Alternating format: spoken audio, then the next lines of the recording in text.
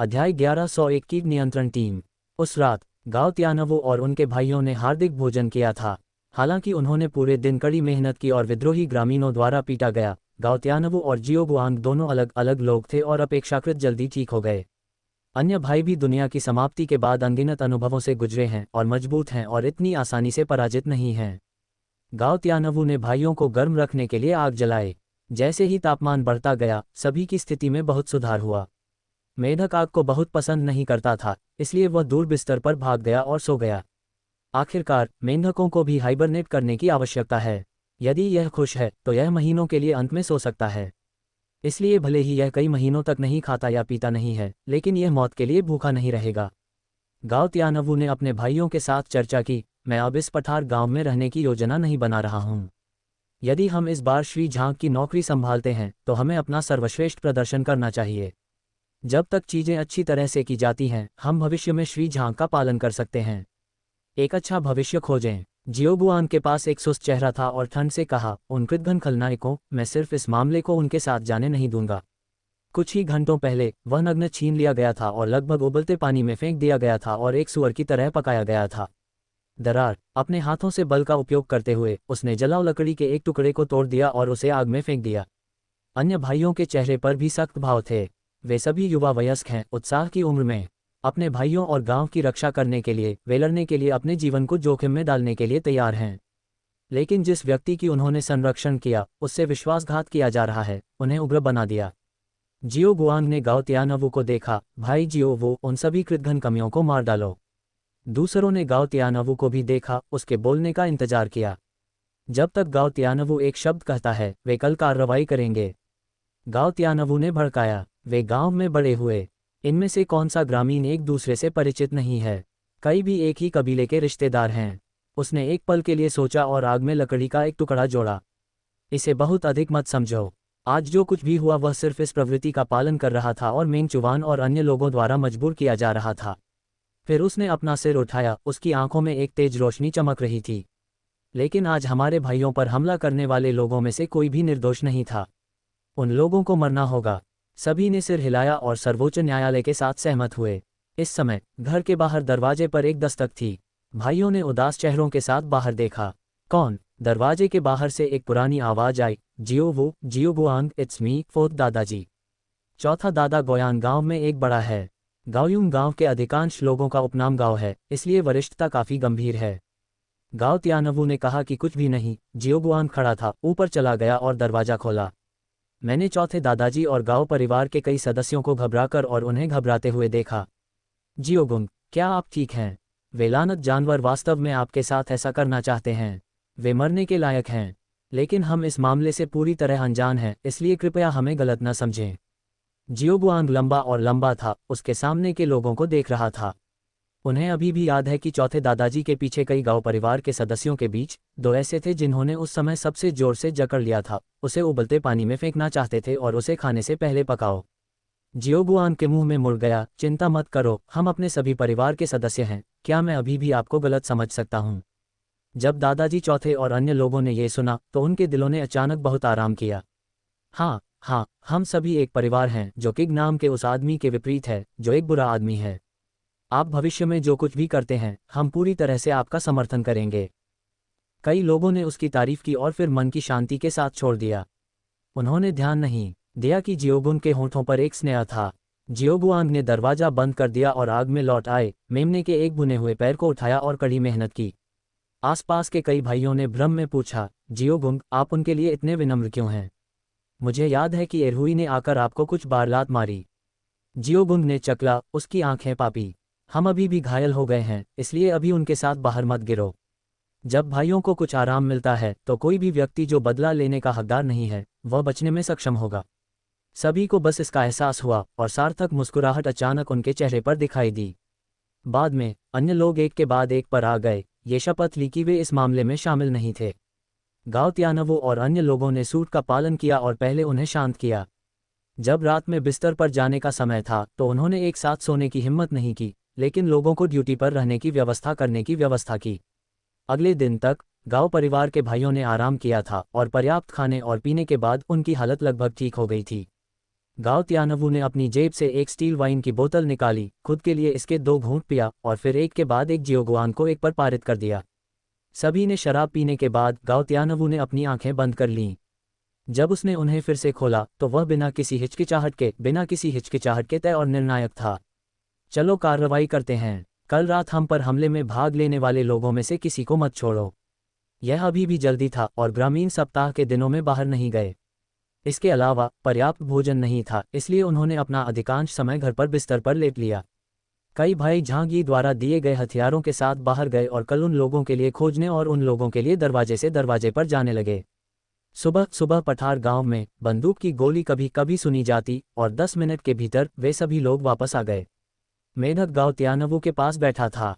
उसने कहीं से एक रिकॉर्डर निकाला और उसे ध्यान से रगड़ रहा था। जब गाओ त्यानवू ने सभी के शरीर पर खून के धब्बे देखे तो वह जानता था कि मामला खत्म हो गया है।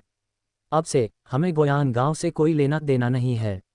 गाओ त्यानवू चिल्लाया, चलो चलते हैं। जियो गुआन का शरीर अचानक मुड़ने लगा, फिर जमीन पर गिर गया। उसके अंग अजीब तरह से मुड़ गए और एक पल के बाद वह एक कार में बदल गया। उनकी क्षमता ऑटोबोट है और वह सभी द्वारा उपकरण मैन का उपनाम भी दिया गया था।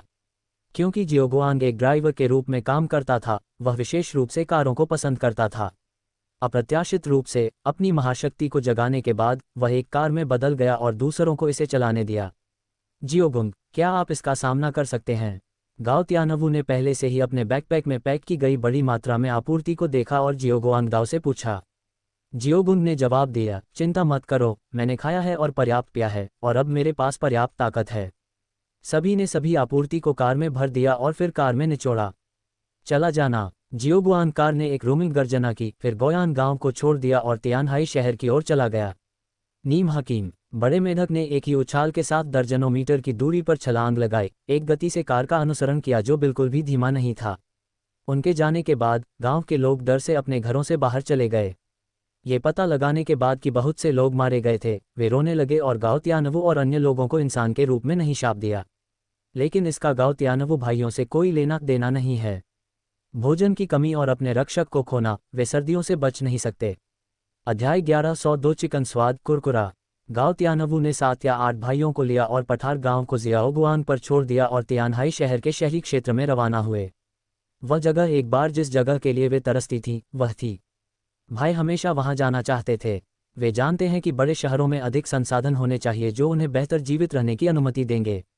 लेकिन उस समय गोयुआन गांव के ग्रामीणों ने भीख मांगी, यह उम्मीद करते हुए कि गाओ त्यानवू रह सकते हैं और उनकी रक्षा कर सकते हैं। ये गाओ त्यानवू था जिसने आखिरकार अपने साथी ग्रामीणों के लिए अपनी भावनाओं के कारण गोयान गांव में रहने के लिए चुना।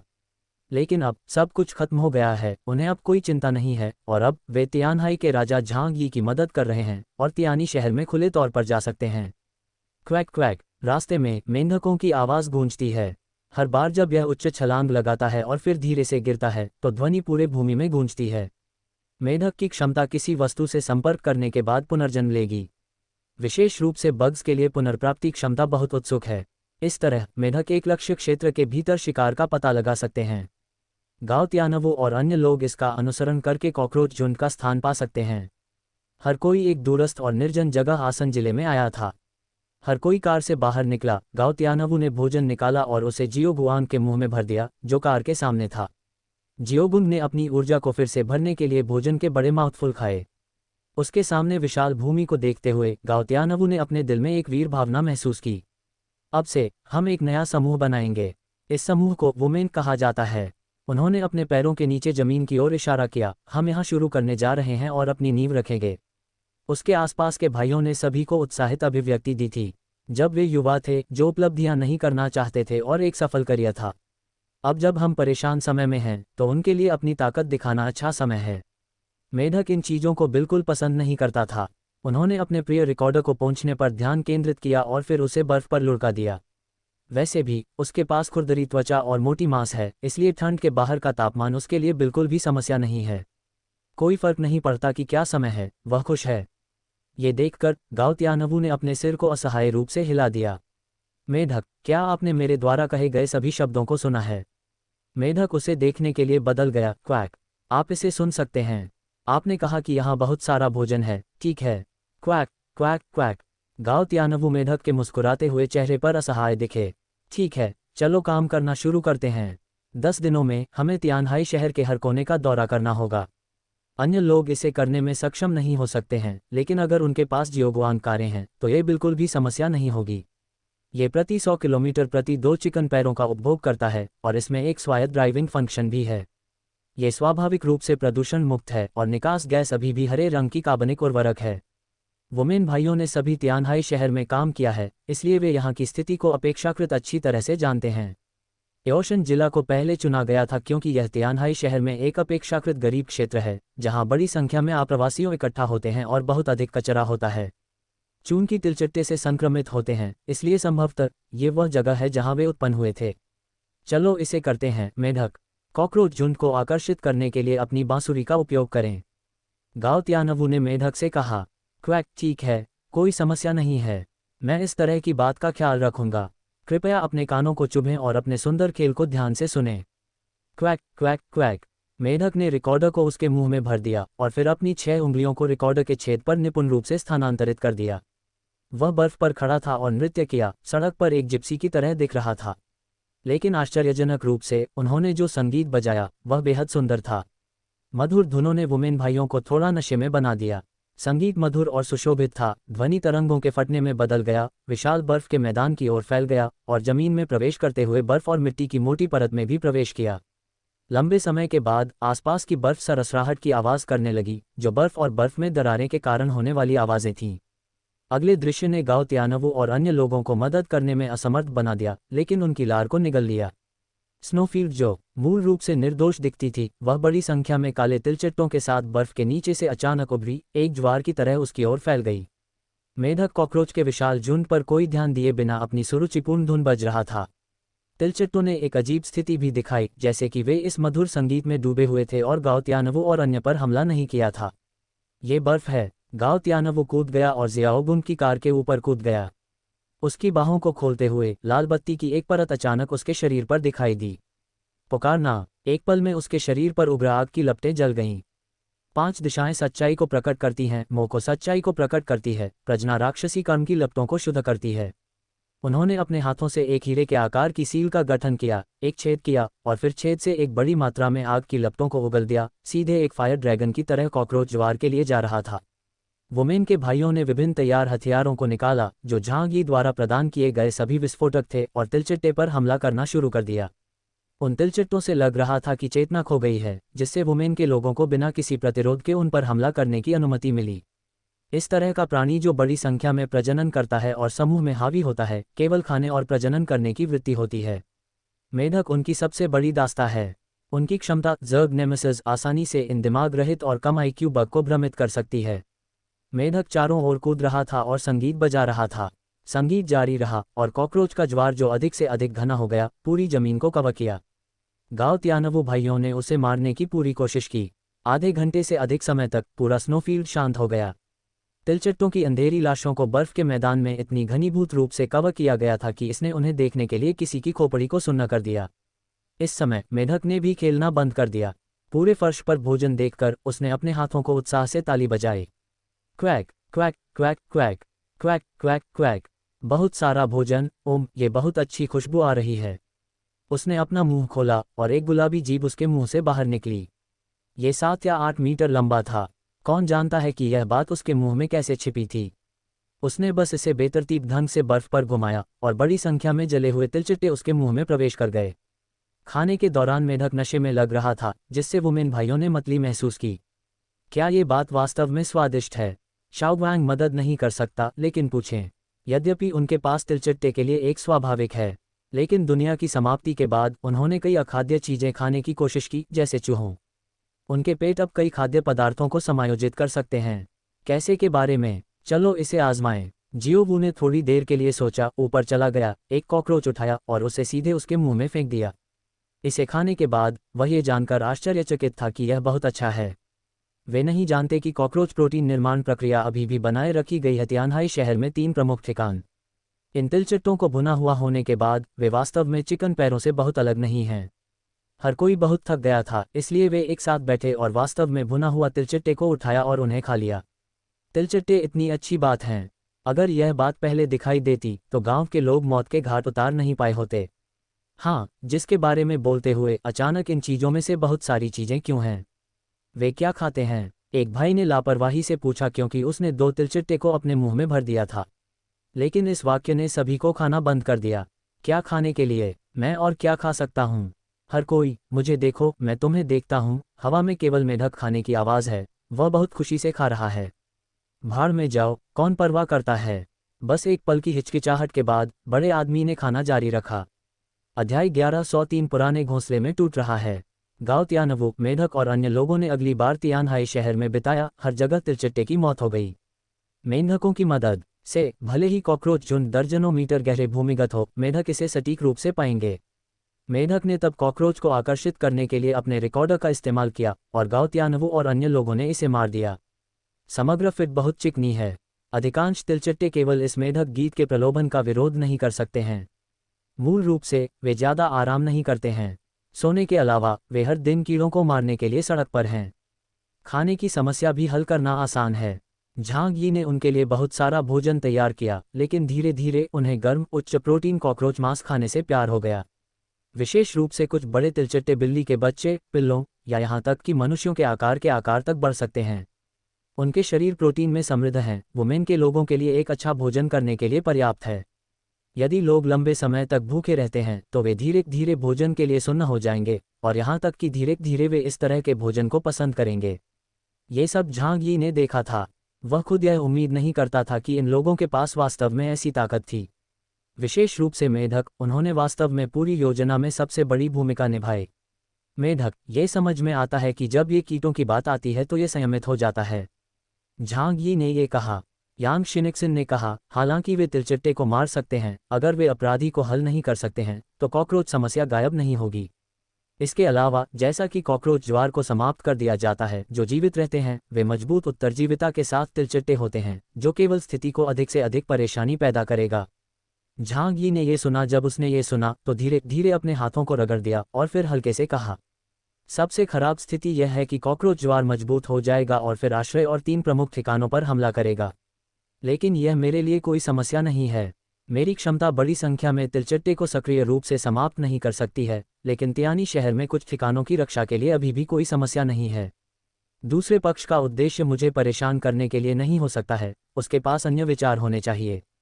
यही कारण है कि मैंने गांव तियानवु और द फ्रॉग को ये देखने का मौका दिया कि क्या वे मेरे लिए कुछ चमत्कार बना सकते हैं। चिंतित मत बनो, चलो बस चुपचाप इंतजार करो, लाभ मेरा है, झांग यी ने हल्के से कहा। यांग शिनिक्सिन ने सिर हिलाया, लेकिन फिर एक अंधेरे चमक उसके एम्बर विद्यार्थियों में दिखाई दी और उसने झांग यी की ओर रुख किया और कहा, लेकिन भाई, मेरे पास एक और विचार है। अगर दूसरी पार्टी सिर्फ तियानहाई सिटी के लिए परेशानी का कारण बनती है तो ये सिर्फ एक छोटी सी समस्या है। लेकिन अगर दूसरी पार्टी आपका एक अप्रत्याशित रूप से शक्तिशाली दुश्मन है और यहाँ आपको निशाना बनाने के लिए है, तो क्या हमें उन्हें दिखाने के लिए पहल करनी चाहिए?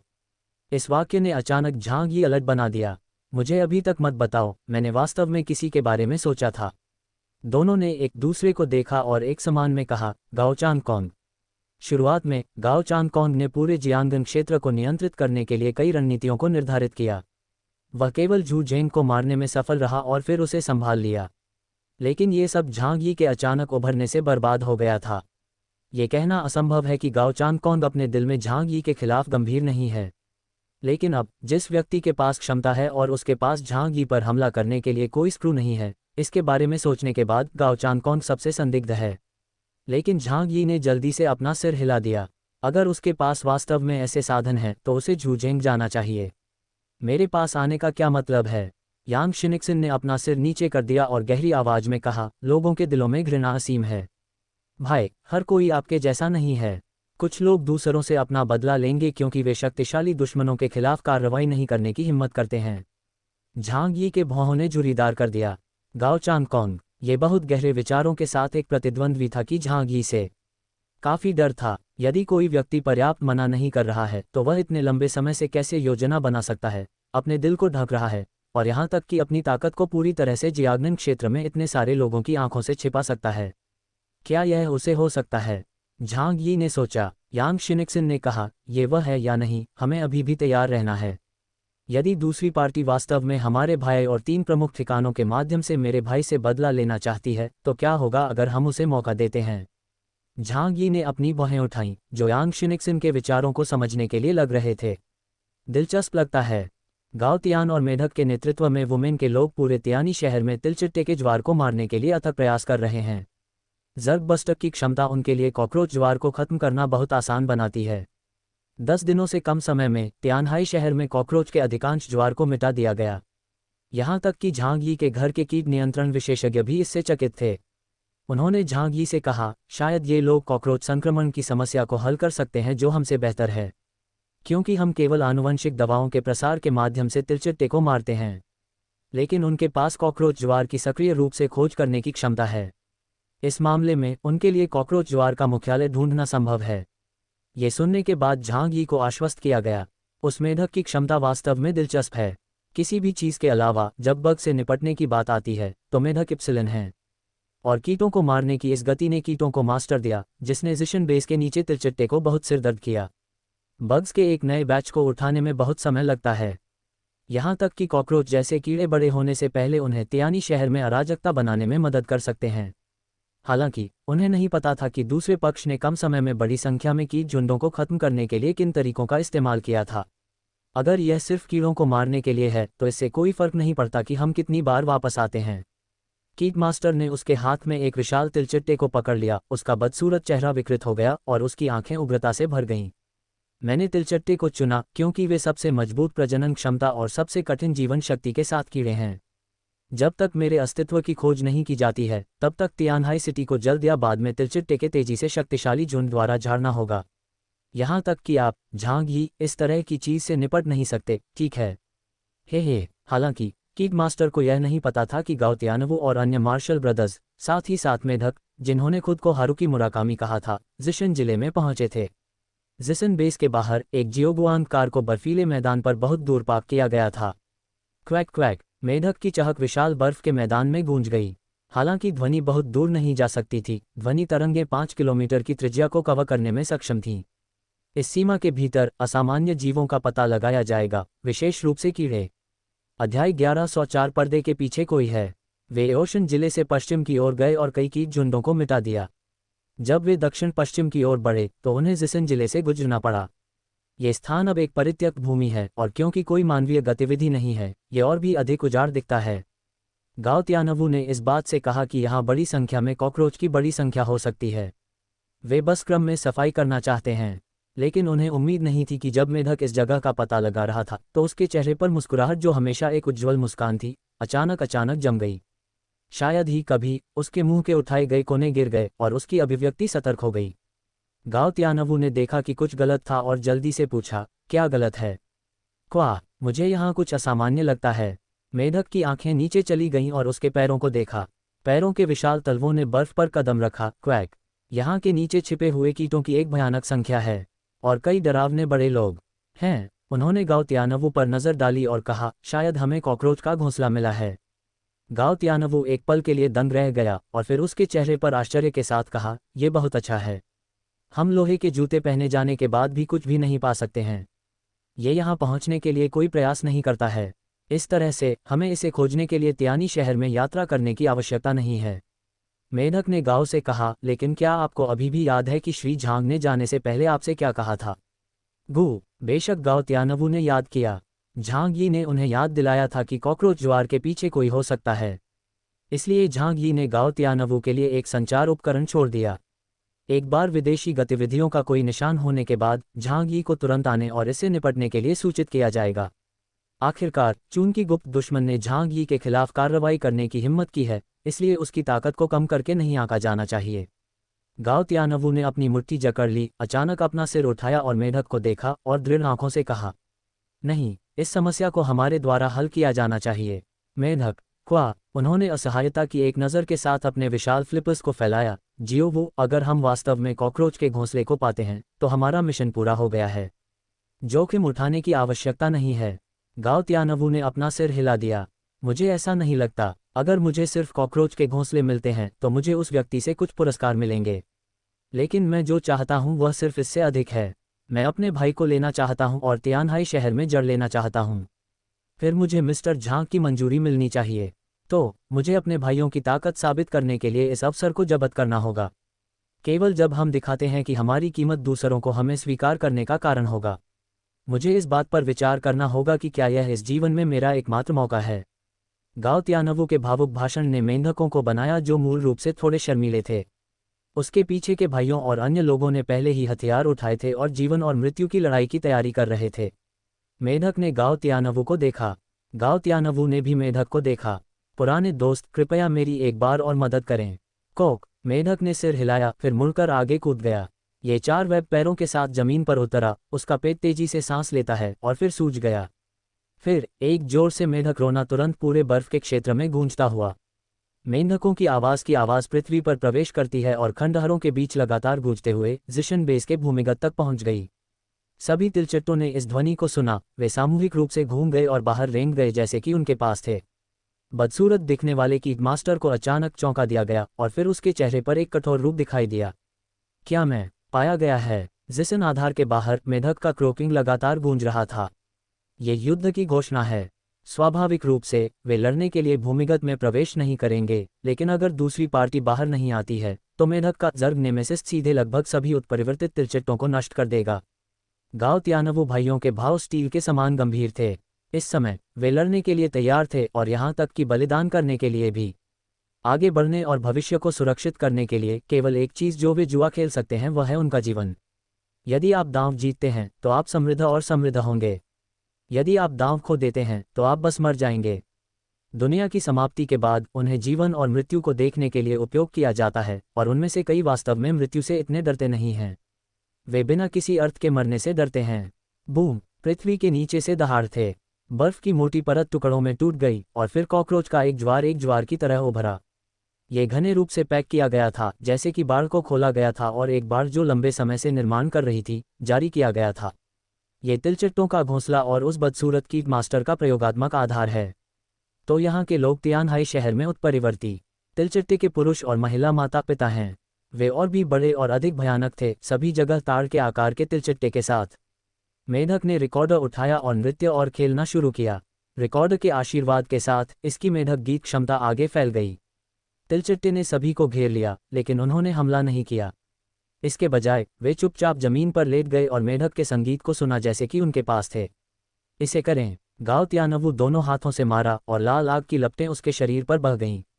उन्होंने दोनों हथेलियों के साथ आगे बढ़ाया और एक के बाद एक आग की लपटों के बाद एक मानव सिर का आकार तिलचट्टे के झुंड में गिर गया। जल्द ही तिलचट्टे का झुंड जलने लगा। वे उच्च प्रोटीन जीव हैं और जलाने में बहुत आसान हैं और वे एक बड़े क्षेत्र में जलेंगे। वे इस तरह के उपचार में इतने अनुभवी हैं। जब एक साधारण कॉकरोच एक मेंढक का सामना करता है तो यह वास्तव में एक प्राकृतिक दुश्मन का सामना करने जैसा है और ये तब तक विरोध नहीं कर पाएगा जब तक कि यह मर नहीं जाता। लेकिन गाओ त्यानवू ये भी जानते थे कि चीज़ें इतनी सरल नहीं थीं। यदि यह वास्तव में तिलचट्टे का एक घोंसला है तो इससे निपटने के लिए अधिक कठिन होना चाहिए। गाओ त्यानवू ने सावधानी से चारों ओर देखा। अचानक मेंढक ने अपनी आंखें खोल दी, जो संगीत के साथ नशे में थे। उसने एक निश्चित दिशा में देखा, उसकी आंखें तेज हो गईं और फिर उसने गाओ त्यानवू को एक पलक दिया। गाओ त्यानवू समझ गया और तुरंत देखा। ये बर्फ से ढकी एक पर्वत था। अचानक पहाड़ के अंदर से विस्फोटों का फट गया और बर्फ हिमस्खलन के बड़े क्षेत्र और गिरने लगे। ढह गई बर्फ के ठीक पीछे एक बड़ी छाया धीरे धीरे दिखाई दी।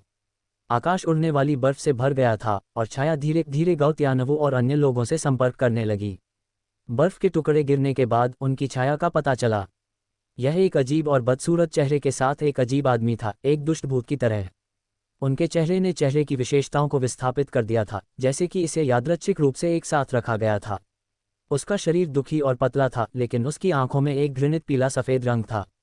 वह एक मानव के आकार के तिलचट्टे की तरह था। गाओ त्यानवू और अन्य लोगों को घूर रहा था, जिससे गाओ त्यानवू भाइयों को थोड़ा बालों वाला दिखता था। निश्चित रूप से श्री झांग सही है, वास्तव में पर्दे के पीछे कोई है। अध्याय 1105 एक भविष्य के लिए लड़ाई। बदसूरत कीट मास्टर तियानहाई शहर में कॉकरोच ज्वार के पीछे मास्टरमाइंड आखिरकार दिखाई दिया। कोई नहीं जानता था कि वह कौन था, क्योंकि उसके चेहरे की विशेषताओं ने अपनी मानवीय उपस्थिति खो दी थी। लेकिन गाओ त्यानवू और अन्य जानते थे कि वह बहुत खतरनाक था, क्योंकि उसके आसपास 2 से 3 मीटर लंबे विशालकाय तिलचट्टे थे। ये ऐसी चीजें थीं जिनका उन्होंने पहले कभी सामना नहीं किया था।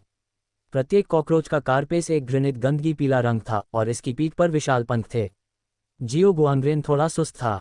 यह इतना बड़ा तिलचट्टा रसोई के बहुत सारे कचरे को खाना चाहिए। गाओ त्यानवू ने गहरी आवाज में कहा, मार डालो। कीट मास्टर ने हे को कहा, मुझे लगा कि यह झांगी था जो आया था, लेकिन यह थोड़ा झासैन बन गया। फिर वे सभी यहाँ मर जाते हैं और मेरे बच्चों के लिए उर्वरक बन जाते हैं। जैसे ही वह बोल रहा था, उसके चारों ओर दर्जनों तिलचिट्टे कूद गए और गाओ त्यानवू और अन्य लोगों की तरह कैनन बॉल की ओर बढ़े। गाओ त्यानवू ने गुस्से में दहाड़ते हुए अपने हाथों को एक साथ रखा और उसका पूरा शरीर सुनहरी रोशनी की एक परत से भर गया। अगले क्षण उसका शरीर एक मंदिर में एक बुद्ध की मूर्ति की तरह था, जिसमें एक राजसी उपस्थिति थी और उसकी त्वचा बुद्ध के सुनहरे शरीर के रंग में बदल गई। जब गाओ त्यानवू 8 साल के थे तो उनके माता पिता उन्हें बुद्ध की पूजा करने के लिए शशि पर्वत ले गए। उस समय एक प्रख्यात भिक्षु ने अपने माता पिता को बताया कि वह एक बौद्ध भाग्य के साथ पैदा हुआ था। तब से, हालांकि वह बौद्ध धर्म में प्रवेश नहीं करता था, वह ज़ेन बौद्ध धर्म में दृढ़ता से विश्वास करता था। बौद्ध धर्म एक अवधारणा है जो लोगों के दिलों में गहराई से निहित हो सकती है। विश्वास की शक्ति ने उसे अलौकिक शक्तियां दी। वह बुद्ध के दायरे के करीब जाने लगा। उसकी क्षमता की तरह 5 दिशाओं से सच्चाई को उजागर करना ये बौद्ध धर्म के रक्षक देवता से उत्पन्न हुआ। गोल्डन लाइट से सच्चाई का पता चलता है। गाओ त्यानवू का पूरा शरीर सुनहरी रोशनी में डूबा हुआ था। उन राक्षसों का सामना करते हुए जो उसकी ओर उड़ रहे थे, वह कूद गया और सीधे उनका सामना किया। उनके पीछे वुमेन के भाइयों ने आराम नहीं किया, गर्जना की और ट्रिगर को खींच लिया, उनके हाथों में राइफलों के साथ शूटिंग की। मेढक के खेलने की आवृत्ति रिकॉर्डर खेलने लगी। यद्यपि ज़र्ग नेमेसिस की शक्ति इन उत्परिवर्तित विशालकाय तिलचिट्टों को पूरी तरह से दबा नहीं सकती थी, फिर भी इसका एक निश्चित प्रभाव हो सकता है, उनकी गतिशीलता को बहुत सीमित कर सकता है। गाओ त्यानवू ने अपने शरीर की रक्षा के लिए बुद्ध के प्रकाश पर भरोसा किया और उन विशालकाय तिलचिट्टों के साथ निकट सीमा पर लड़ाई लड़ी। शाओग्वांग और भी अधिक प्रत्यक्ष था। एक कार में बदलने के बाद उसने त्वरक शुरू किया और अपनी खुरदरी त्वचा और मोटे मांस के साथ सीधे एक तिलचट्टा मारा। गाओ त्यानवू की मुट्ठी में एक तिलचट्टा मारा और कॉकरोच, जो 2 मीटर से अधिक ऊंचा था, ने 4 से 5 मीटर की दूरी पर उड़ान भरी और बर्फ में कई बार लुढ़क गई। हालांकि इस प्राणी की रक्षा और जीवन शक्ति बहुत मजबूत थी। ये जल्दी से खड़ा हो गया, अपने पंखों को फड़फड़ाया और फिर से गाओ त्यानवू की ओर आरोपित किया। जल्द ही वह तिलचिट्टों के झुंड से घिरा हुआ था। गाओ त्यानवू के चेहरे पर कोई डर नहीं था।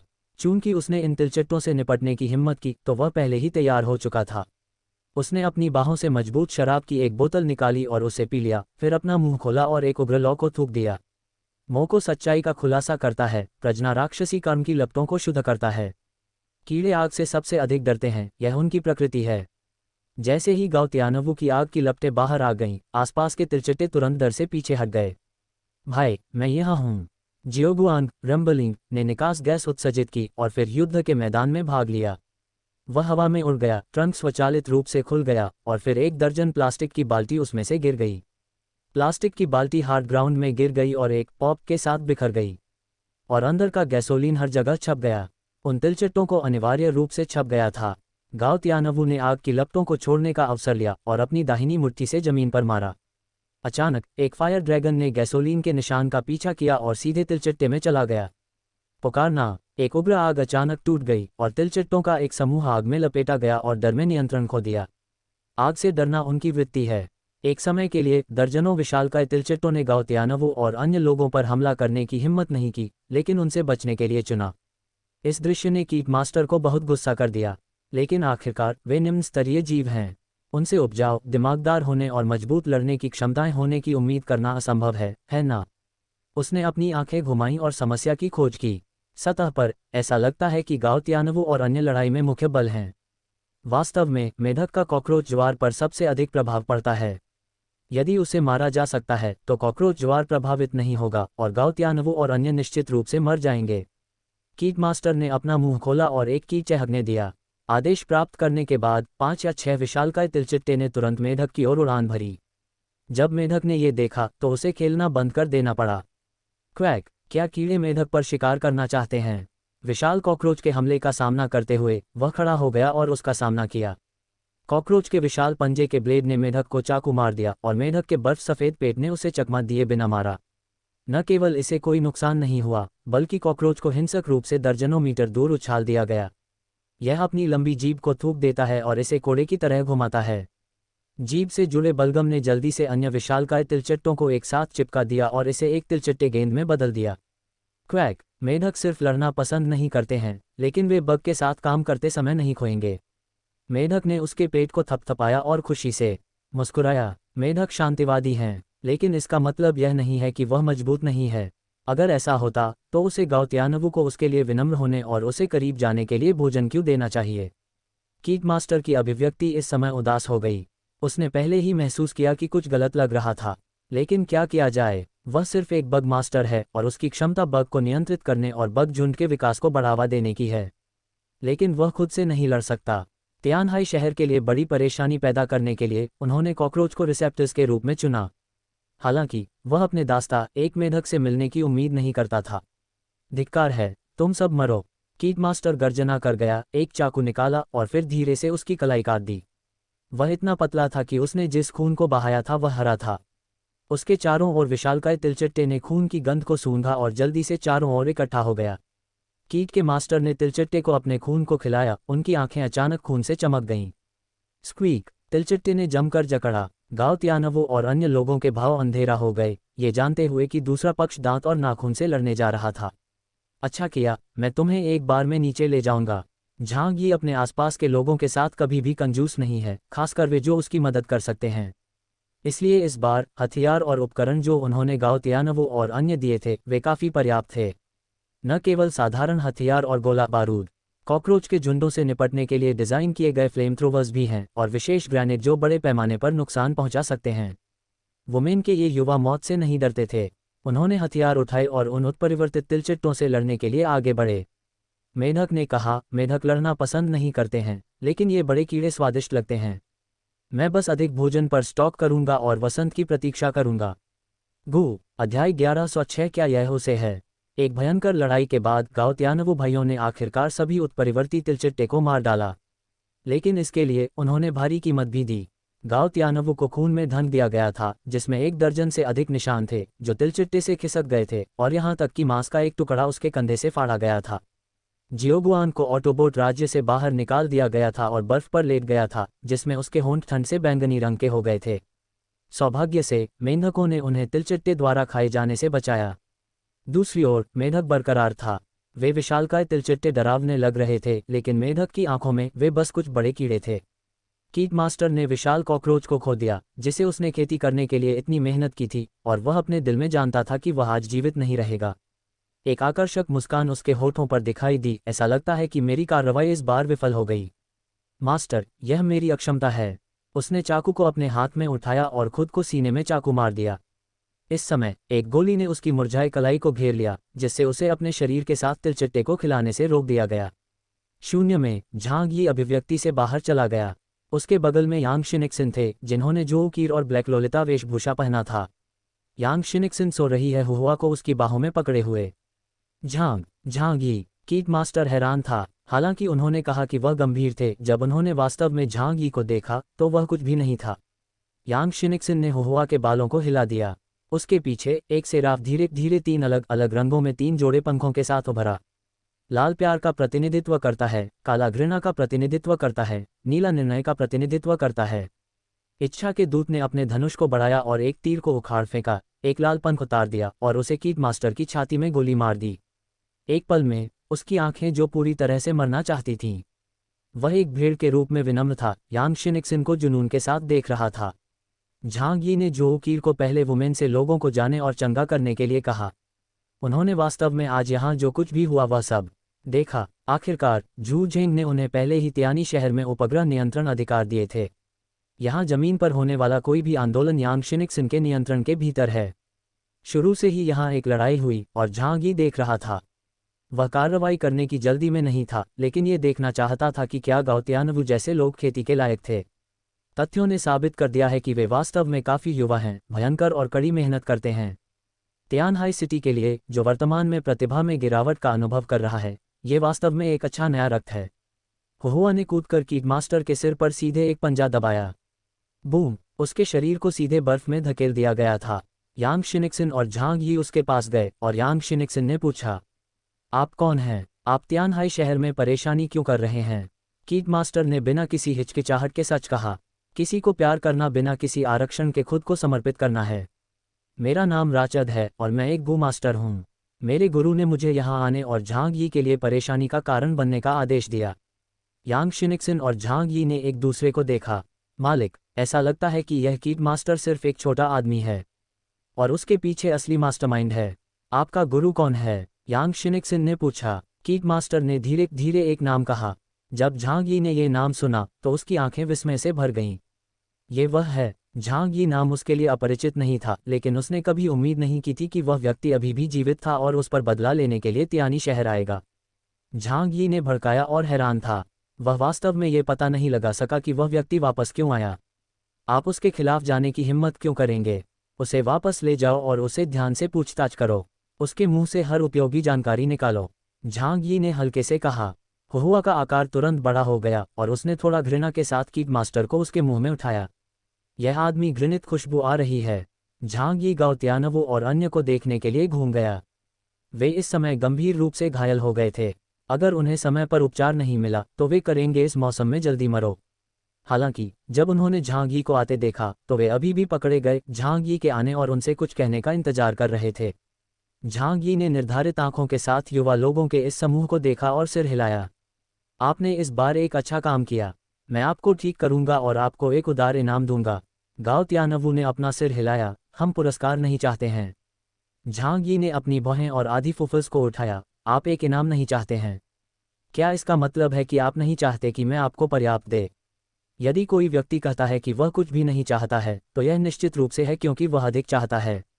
गाओ त्यानवू ने इससे इनकार नहीं किया और बहुत स्पष्ट रूप से कहा, श्री झांग, हम भाई आपका अनुसरण करना चाहते हैं। झांग यी ने कहा, मेरे पीछे आओ तुम लोग, हम लोगों को। झांग यी ने एक गहरी सांस ली। आपकी ताकत अभी भी बहुत कम है और यह मेरा अनुसरण करने के लिए कोई फायदा नहीं होगा। लेकिन आप इतनी मेहनत करने के लिए, काम करने के लिए, मैं आपके रहने के लिए एक जगह की व्यवस्था कर सकता हूँ। भविष्य के लिए यह आपके प्रदर्शन पर निर्भर करता है। हालांकि झांग यी ने यह स्पष्ट रूप से नहीं कहा, लेकिन उनके शब्दों के पीछे का अर्थ ये था कि वह गाओ त्यानवू और अन्य लोगों को उसका अनुसरण करने के लिए तैयार थे। हालांकि निहितार्थ यह है कि क्या आप आगे जा सकते हैं और भविष्य में तियानहाई शहर में एक उच्च स्थिति प्राप्त कर सकते हैं, यह आपके बाद के प्रदर्शन पर निर्भर करता है। गाओ त्यानवू भाइयों के चेहरे उत्साह से भरे हुए थे। हाँ, धन्यवाद बॉस। झांग यी ने अपना हाथ लहराया। मुझे बॉस मत कहो, कृपया मुझे अब से श्री झांग को फोन करें। बॉस का शीर्षक एक प्रचंड व्यक्ति की तरह लगता है। मैं एक सज्जन हूँ और मैंने वसंत और शरद ऋतु की अवधि में अध्ययन किया। किसी भी मामले में झांग यी उन्हें लेने के लिए सहमत हो गया, जो गाओ त्यानवू और अन्य लोगों के लिए एक अच्छी बात थी। झांग यी ने उन्हें चाओयू बेस की व्यवस्था करने की योजना बनाई है। आखिरकार ये तट है। यह अब तियानहाई शहर में सबसे महत्वपूर्ण रक्षा आधार है, लेकिन ये 3 ठिकानों में भी सबसे कमजोर है। हालांकि झांग यी स्पष्ट रूप से मेंढकों में अधिक रुचि रखते थे। उन्होंने इस लड़ाई को शुरू से अंत तक देखा। मेंढक स्पष्ट रूप से बहुत मजबूत था, लेकिन वह हमेशा आलसी महसूस करता था। अरे, अब जब यहाँ चीजें हल हो गई हैं तो मैं वापस जाने की योजना बना रहा हूँ। जियो वो, आपका स्वागत है कि जब आपके पास भविष्य में समय हो तो मुझे देखने के लिए आओ। मेंढक ने उसके बर्फ सफ़ेद पेट को थपथपाया और मुस्कुराते हुए कहा। गाओ त्यानवू एक पल के लिए दंग रह गए। क्या आप अभी भी वापस जाने की योजना बना रहे हैं? क्या एक बड़े शहर में रहना अच्छा नहीं है? हम एक साथ करियर बना सकते हैं। मेंढक ने अपना सिर हिला दिया। नहीं नहीं नहीं, मैं यहाँ की तुलना में तालाब में रोल करना पसंद करता हूँ। तालाब में मछली, चिंराट और लोच सभी जमे हुए हैं, जो मुझे भोजन खोजने के लिए समय बचाता है। Quack quack. वह हमेशा बहुत खुश दिखता है और बहुत प्यारा होता है जब वह ऊपर और नीचे कूदता है। झांग यी ने एक मुस्कान के साथ कहा, आप जिस तालाब में रह रहे हैं वह बहुत छोटा है। मेरे घर के सामने एक लुजियांग नदी है। आप वहाँ कैसे जाते हैं? वहाँ कई मछलियाँ हैं। निश्चित रूप से वहाँ भी लोच हैं। अध्याय 1107 पशु संगीतकार। मेढक ने उसके सिर को खरोंच दिया। वह एक आसानी से संतुष्ट मेढक था, इसलिए एक छोटा तालाब पर्याप्त था। लेकिन कौन एक पूरी नदी के प्रलोभन का विरोध कर सकता है? इसलिए थोड़ी देर के लिए सोचने के बाद और झांग यी के मजबूत निमंत्रण के साथ उन्होंने सिर हिलाया और झांग यी के साथ वापस जाने के लिए सहमत हो गए। झांग यी ने इस कीट को पकड़ने वाले विशेषज्ञ को रखने की योजना बनाई ताकि भविष्य में तियानहाई शहर में होने वाली किसी भी कीट आपदाओं से निपटना आसान हो। क्या अधिक है, उसे लगता है कि मेढक में काफ़ी संभावनाएं हैं और भविष्य में विकास के लिए बहुत जगह है। कुछ चर्चा के बाद झांग यी उन्हें वापस अपने आश्रय में ले गया। ये पहली बार है जब गाओ तियानवु और अन्य लोगों ने झांग यी के आश्रय का दौरा किया है। अब ये जगह पूरे हुक्सू राज्य में सबसे शानदार निवासों में से एक है। यहाँ तक कि झू झेंग जियांगन क्षेत्र के सर्वोच्च कमांडर ब्लिजार्ड सिटी में उनका घर केवल इस स्तर का है। विशाल और भव्य विला, वसंत जैसी हीटिंग की स्थिति के साथ पूरे वर्ष। जब वे भारी मिश्र धातु के दरवाजे में कदम रखते थे तो गाओ तियानवु भाइयों और मेढक को गूंगा कर दिया गया। गर्मी और यहाँ तक कि गर्मी की भावना जो अचानक पूरे शरीर के माध्यम से बह गई थी, उनके लिए बहुत अपरिचित थी। झांग यी ने उनके लिए कपड़े का एक बदलाव तैयार किया, लेकिन फिर भी उन्हें पहले अस्पताल के गाउन में बदलने और जुओ केर का इलाज प्राप्त करने के लिए कहा। आखिरकार जब उन गंदे तिलचट्टों से लड़ते हैं तो उनके शरीर अनिवार्य रूप से कई प्रकार के भयानक वायरस से संक्रमित होते हैं। लेकिन ये आज जुओ केर के लिए सिर्फ मामूली समस्याएं हैं। पर्याप्त दवा थी, उसकी डॉक्टर की क्षमता और समृद्ध चिकित्सा अनुभव के साथ मिलकर उसने जल्दी से उन्हें बैंड किया और दवा को इंजेक्ट किया। इस आरामदायक वातावरण ने झांग यी का अनुसरण करने के लिए गाओ तियानवु और अन्य के निर्धारण को मजबूत किया। झांग यी अपने आंतरिक विचारों को देख सकता था। उन्होंने उनसे कहा, अब मेरे पास अभी भी 3 आधार हैं। हालांकि आंतरिक वातावरण यहाँ उतना अच्छा नहीं है, यह अभी भी अस्तित्व के लिए उपयुक्त है। मैं आपको अगले आधार पर भेजूंगा। आपको उच्च स्थिति के लिए प्रयास करने के लिए अपने हाथों पर भरोसा करना होगा। अब दुनिया का अंत है। इतने सारे जटिल रिश्ते नहीं हैं। भले ही आप किसी के रिश्तेदार या बच्चे नहीं हैं, जब तक आप पर्याप्त सक्षम हैं, आप ऊपर चढ़ सकते हैं। एक अच्छा भौतिक जीवन, प्रतिष्ठा, स्थिति, महिलाएं, ये सभी आपकी पहुंच के भीतर हैं जब तक आप काफ़ी मजबूत हैं। झांग यी ने जो कहा, उसके बाद कई लोग उत्साहित महसूस करते थे। ये चीज़ें कुछ ऐसी थीं जो वे उस छोटे से गांव में भी कल्पना नहीं कर सकते थे। मैंने आपको अवसर दिया है। इसके बाद ये देखना है कि क्या आप इसे अच्छी तरह से कर सकते हैं। झांग यी ने अभी भी उन्हें कुछ आपूर्ति दी, लेकिन बहुत ज़्यादा नहीं। ऐसा नहीं है क्योंकि वह कंजूस है, लेकिन अगर ये लोग चोयू बेस में अपने साथ बहुत सारी चीज़ें लाते हैं तो वे आसानी से दूसरों का ध्यान आकर्षित करेंगे यदि वे क्षेत्र में नए हैं। वैसे भी चोयू बेस में जाने के बाद उन्हें भविष्य में भोजन और कपड़ों के बारे में कोई चिंता नहीं होगी। यह अवसर किसी भी राशि की तुलना में अधिक मूल्यवान है। जब झांग यी और गाओ तियानवु चैट कर रहे थे, मेढक घर पर हुआ और बिग टोटरो के साथ घुल मिल जा रहा था। इस मेढक में एक प्राकृतिक आत्मीयता है। संक्षेप में, यह एक सामाजिक गाय है और यह किसी के साथ मिल सकता है। हुआ चिमनी के सामने बिल्ली के घोंसले में सोते हुए लेट गया और वह लंबे समय तक उसके बगल में चैट कर सकता था। हालांकि जब उन्हें पता चला कि बिग चिंचिला बांसुरी बजा सकता है तो उसकी बड़ी आंखें अचानक बहुत उज्ज्वल हो गईं। वाह, क्या आप भी एक मानव उत्परिवर्ती हैं? बिग चिंचिला सुस्त लग रही थी। जाहिर है कि मेढक के शब्दों को नहीं समझ रहा था। झांग यी, झो उकेर और अन्य लोगों द्वारा उठाए जाने के बाद लंबे समय तक विशाल चिंचिला का अध्ययन किया, लेकिन वे अभी भी ये पता नहीं लगा सके कि यह किस प्रजाति थी। इसे निर्धारित करने का कोई तरीका नहीं है और विशेष रूप से एक पशु अनुवादक को विकसित करने का कोई तरीका नहीं है। लेकिन चिंता मत करो, बड़ी बिल्ली में एक बहुत ही विनम्र चरित्र है। हालांकि यह एक उच्च शक्ति सूचकांक है, ये लड़ने में अच्छा नहीं लगता है। एक पालतू जानवर के रूप में इसे घर पर रखना भी आश्रय के वातावरण को समृद्ध कर सकता है। मेंढकों ने बड़े चिंचिला को घेर लिया, बाएं और दाएं दिखते हुए। अचानक उसने अपने पेट के सिलवटों के नीचे से एक रिकॉर्डर निकाला और मौके पर खेलना शुरू कर दिया। बिग चिंचिला ने चुपचाप सुनी और जल्द ही, जैसे कि उसे एक मौन समझ थी, उसने पॉलिश की गई हड्डियों से बनी अपनी पसंदीदा बांसुरी निकाली, उसे अपने मुंह में डाल दिया और साथ गाया। इस पहनावा ने पूरे आश्रय में सभी का ध्यान आकर्षित किया और हर कोई उत्साह को देखने के लिए उत्सुकता से रहने वाले कमरे में आया। मेढक ने अपना रिकॉर्डर उठाया और फर्श पर कूद गया, जबकि बिग चिंचिला ने चुपचाप अपनी आंखें बंद कर लीं और धुन बजाए। ऐसा दृश्य असाधारण रूप से सामंजस्यपूर्ण है। झांग यी ने अपने होठों को शुद्ध किया, सिर हिलाया और कहा, मुझे उम्मीद नहीं थी कि मेरे परिवार में संगीतकार हैं। ये वास्तव में पर्याप्त कठोर नहीं है, क्योंकि यांग शिनिक्सिन, जोहू कीर, यांग सिया और जोहू हेमेई सभी संगीत वाद्ययंत्र जानते हैं। हालांकि गायन के संदर्भ में ये थोड़ा असंतोषजनक है। यांग सिया के पास एक उत्कृष्ट कृति है, लेकिन एक ट्यूनर के बिना इसे सुनना असंभव है। गाना बजाने के बाद मेढक की आंखें उत्साह से भरी थीं। क्वैक, आप वास्तव में अच्छा खेलते हैं।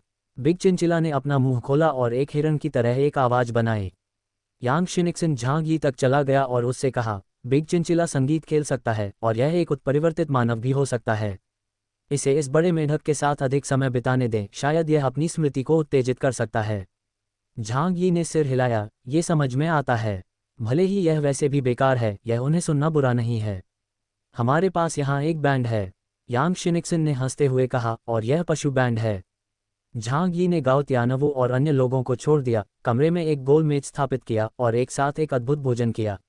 दोपहर में झांग यी ने लू दहाई को गाओ त्यानवू और अन्य लोगों को चाओयू बेस को लेने के लिए एक कार भेजने के लिए कहा। उन्होंने लू दहाई को कुछ शब्द दिए और उन्हें बताया कि ये प्रतिभाएं हैं और उन्हें अपनी प्रतिभा का अच्छा उपयोग करना चाहिए। लू दहाई को खुद झांग यी ने पदोन्नत किया था। झांग यी ने व्यक्तिगत रूप से बात की और निश्चित रूप से वह सहमत हो गया। वैसे क्या हाल ही में समुद्र तट पर कोई असामान्य आंदोलन है? झांग यी ने लापरवाही से पूछा। जब लू दहाई ने यह सुना तो उसके अंधेरे चेहरे पर झिझक का एक नज़र दिखाई दी। हो, क्या गलत है? झांग यी ने अपनी झिझक देखी और एक मुस्कान के साथ पूछा। लू दहाई ने जल्दबाजी में कहा, ओह श्री झांग, यह इस तरह है। हाल ही में हमारी मछली पकड़ने वाली 2 नावें समुद्र में चली गईं और वापस नहीं आए। झांग यी ने अपनी भौहें उठाईं। क्या यह एक बड़ा जहाज है? लू दहाई ने अपना सिर हिलाया। नहीं, कीटों के खिलाफ हालिया सावधानियों के कारण हमने बड़े पैमाने पर मछली पकड़ने जाने की हिम्मत नहीं की है। इसलिए दैनिक खपत के लिए अब तटीय क्षेत्र में कुछ मछली और झींगा मछली पकड़ने वाली कुछ छोटी नावें हैं। झांग यी ने एक गहरी सांस ली और कहा, मैं समझता हूँ। समुद्र में मछली पकड़ना इस समय हमेशा जोखिम भरा होता है। बस हमेशा की तरह कार्य करें। लू दहाई ने समझौते में सिर हिलाया और फिर गाओ त्यानवू और उनकी पार्टी को चोयू बेस तक ले जाया। अध्याय 1108 म्यूयान। झांग यी और यांग शिनिक्सिन उस जगह पर आए जहां चोंग मास्टर को हिरासत में लिया गया था। इस आदमी की ताकत बहुत मजबूत नहीं है, वह केवल डेल्टा स्तर पर है। उसकी क्षमता की विनाशकारी शक्ति को देखते हुए यह शायद केवल 6000 से 7000 अंक है। लेकिन उनकी व्यक्तिगत लड़ाकू शक्ति लगभग पूरी तरह से चली गई है। लेकिन उसके पीछे खड़ा आदमी पहले से ही इप्सिलन के स्तर पर हो सकता है। झांग यी ने हल्के से कहा, न्याय करने के लिए मानदंड बहुत सरल हैं। चूंकि दूसरी पार्टी तियानहाई शहर के खिलाफ कार्रवाई करने की हिम्मत करती है, इसलिए उसके पास काफ़ी ताकत होनी चाहिए। अन्यथा झांग यी का उल्लेख नहीं करने के लिए झांग यी के आसपास के लोग भी उसे हरा सकते हैं। लेकिन दूसरी पार्टी अभी भी डरती है, जिसका अर्थ है कि उसकी ताकत उस स्तर तक नहीं पहुंची है जहां वह सब कुछ स्वीप कर सकता है।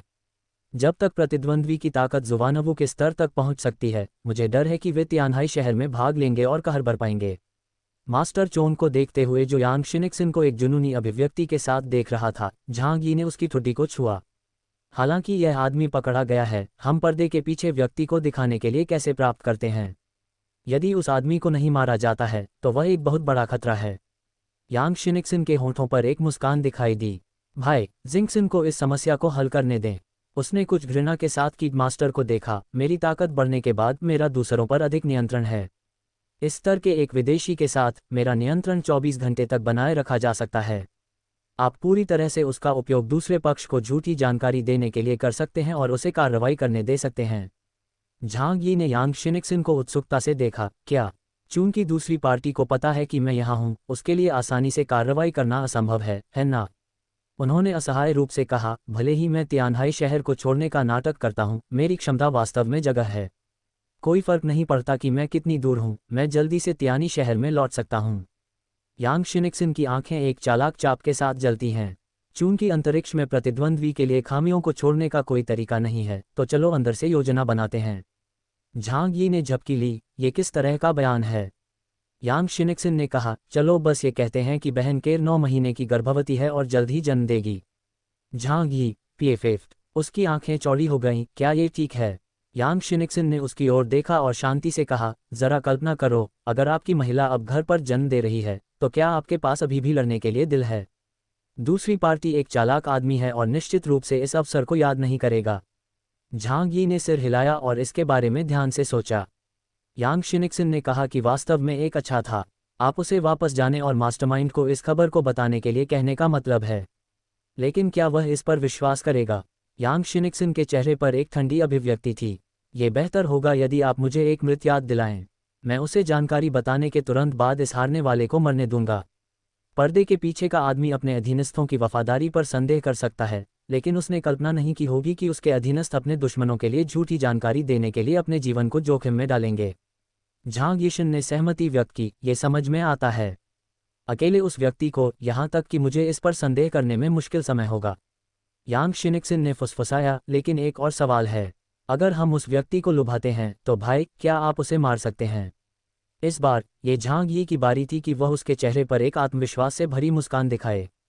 जब तक तैयारी पर्याप्त है, तब तक अकेले उस व्यक्ति को तियानहाई शहर में आने दें। भले ही जुबानवो और कडल्स आते हैं, मैं उन्हें मार सकता हूँ। कोई फर्क नहीं पड़ता कि शीर्ष पायदान एलियंस कैसे हैं, वे सिर्फ मनुष्य हैं जो मजबूत हो गए हैं, इसलिए उनके पास निश्चित रूप से कमियां होंगी। झांग यी कभी भी एक अप्रस्तुत लड़ाई नहीं लड़ता है। सही समय, सही जगह और सही लोग, जब तक कि इन तीनों स्थितियों को पूरा किया जाता है, चाहे प्रतिद्वंद्वी कितना भी शक्तिशाली क्यों न हो, वह उसे हरा सकता है। यांग शिनिक्सिन मुस्कुराया और सिर हिलाया, ठीक है, चलो इसे इस तरह की व्यवस्था करें। झांग यी ने लंबे समय तक विचार किया और कहा, हमें तैयार करने के लिए आधे महीने की आवश्यकता है। उसे पहले रहने दें और फिर उत्परिवर्ती तिलचिट्टे का निर्माण जारी रखें और ये दिखावा करें कि कुछ भी नहीं हुआ। आधे महीने के बाद मैं सब कुछ तैयार करूंगा और चारा लेने के लिए उसका इंतजार करूंगा। झांग यी की आंखों में एक तेज रोशनी चमकती थी। यदि आप उसके आधार को छूना चाहते हैं तो आप उसके सबसे असहनीय विशेषता का उल्लंघन कर रहे हैं। उस आदमी को मरना चाहिए। अगले आधे महीने में तियानहाई शहर में कोई खबर नहीं थी। कॉकरोच मास्टर को पूरी तरह से नियंत्रित किया गया है और यांग शिनिक्सिन ने उसे 3 प्रमुख ठिकानों को प्रभावित करने के लिए तिलचिट्टे की एक सेना बनाने के लिए जारी रखने का आदेश दिया। जब प्यार के तीर की क्षमता गायब होने वाली थी तो जो उकीर ने उसे दवा के साथ इंजेक्ट किया और उसे गहरी नींद में गिरा दिया। झांग यी के लिए उन्होंने अपना काम शुरू किया। पहली बात यह है कि खोई हुई आत्मा की उत्पत्ति को अवशोषित करने के बाद आपको इस शक्ति को अपने आप में बदलना होगा, नई शक्ति के अनुकूल, और इसे स्वतंत्र रूप से उपयोग करें। दूसरी बात यह थी कि एक रात उन्होंने चुपचाप ब्लिज़ार्ड सिटी में आने के लिए स्पेस शटल का इस्तेमाल किया। ये पहले से ही अंधेरा था और नाइट क्रो टीम के कप्तान जिंगवेई म्यूयान केवल काले पजामा पहने हुए सो गए थे। कैप्टन सानवू, जो आमतौर पर उदासीन हैं, उनके कमरे में एक गुलाबी सजावट है।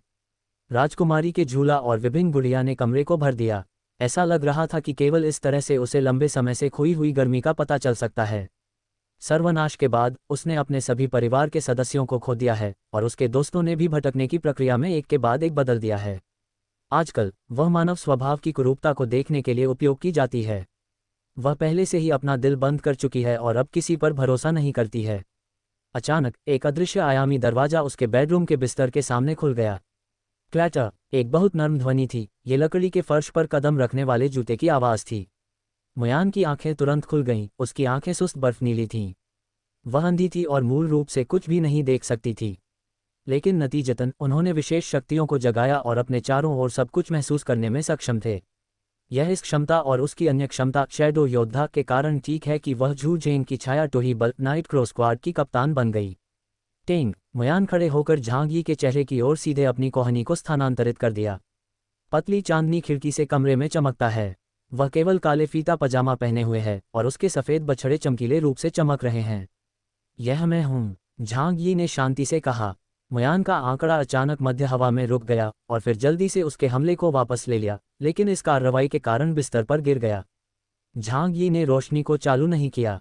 इस समय घर की सभी रोशनी बाहर थी। अगर वह अचानक रोशनी चालू कर देता तो उसे आसानी से खोजा जाता। उसने अपनी बाहें पार की और एक कुर्सी पर बैठ गया। मुयान ने मेज से एक काली रिबन उठाया और उसकी आंखों को कवर किया।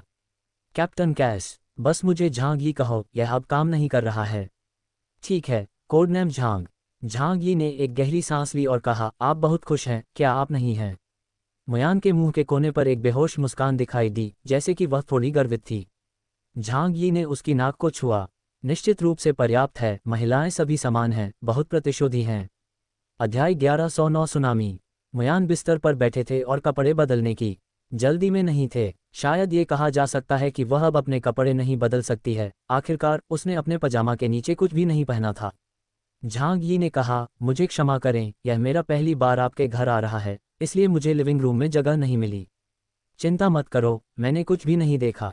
ये सच है। म्यूयान की आवाज़ ठंडी तरह से आई। झांग यी, जो पूरी दुनिया में प्रसिद्ध है, एक महिला कैसे हो सकती है? जब तक आप लहर करते हैं तब तक ब्लिज़ार्ड सिटी में अनगिनत महिलाएं होंगी जो खुद को अपनी बाहों में फेंकने के लिए तैयार होंगी।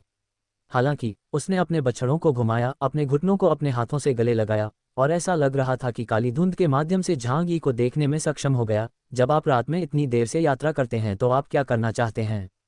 झांग यी मुस्कुराया और कहा, मिंग राजवंश के लोग गुप्त रूप से नहीं बोलते हैं। मैं आपको एक एहसान करने और मेरे साथ तियानहाई शहर जाने के लिए कहूँगा। मुयान थोड़ा डूब गया। मुझसे मदद के लिए पूछो। क्या आपको अभी भी मुझसे मदद मांगने की ज़रूरत है? वह हैरान थी। जियाग्नन क्षेत्र के लिए एक आपातकालीन पूरक बल के रूप में उसकी ताकत का स्तर अधिक नहीं है और वह केवल टोही बल के कप्तान के रूप में सेवा करने के लिए अपनी विशेष क्षमताओं का उपयोग कर सकती है।